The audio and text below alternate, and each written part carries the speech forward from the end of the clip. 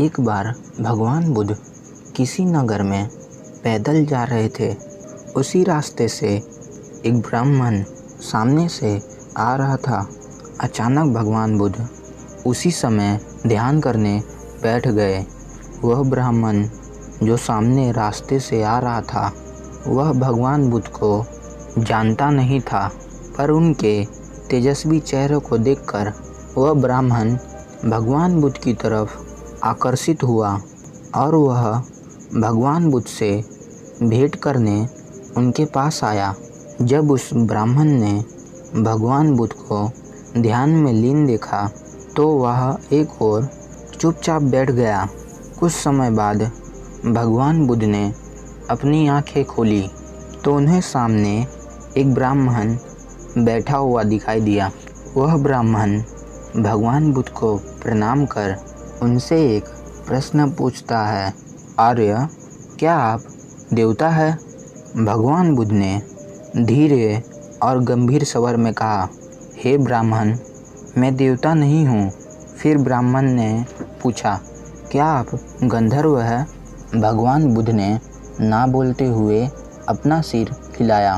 फिर ब्राह्मण ने अपने मन की जिज्ञासा व्यक्त की, फिर आप यक्ष होंगे? भगवान बुद्ध ने इस बार भी ना में सिर हिलाया। ब्राह्मण का अगला सवाल था कि आप सामान्य व्यक्ति हैं? भगवान बुद्ध ने कहा, नहीं। ब्राह्मण उस वक्त चकरा गया और भगवान बुद्ध से पूछने लगा, फिर आप क्या है? भगवान बुद्ध बोले, पहले मैं निश्चित रूप से देवता, गंधर्व, यक्ष या मानव सब कुछ था, क्योंकि तब मैंने अपने मोह का त्याग नहीं किया था। पर अब मैं सभी प्रकार के मोह से मुक्त हूँ। जिस प्रकार एक कमल कीचड़ में उत्पन्न होता है, उसी में खिलता है, किंतु उससे अलग स्वरूप में रहता है, उसी प्रकार मैं भी इस संसार में पैदा हुआ हूँ, इसी में बड़ा हुआ, किंतु अब इस संसार को जीतकर इससे अलग हो गया हूँ। अतः तुम अब मुझे तथागत यानी ज्ञानी व्यक्ति के रूप में जान सकते हो। तुम देखो तो ज्ञान मोह से मुक्ति का सर्वश्रेष्ठ मार्ग है और यह आत्मिक शांति का एक उत्तम साधन है। दोस्तों, आज यही हमारे साथ हो रहा है।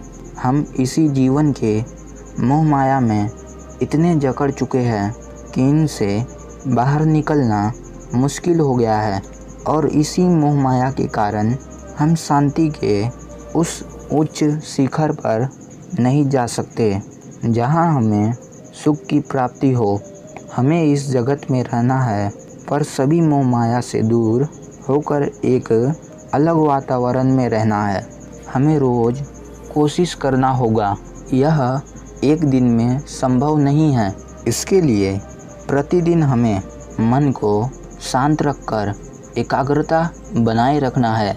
ऐसा धीरे धीरे करने से हमारा मन शांत होकर इस जीवन के मोह माया को समझने लगेगा और तब हमें सभी इस जगत में ज्ञानी व्यक्ति के रूप में जानेंगे।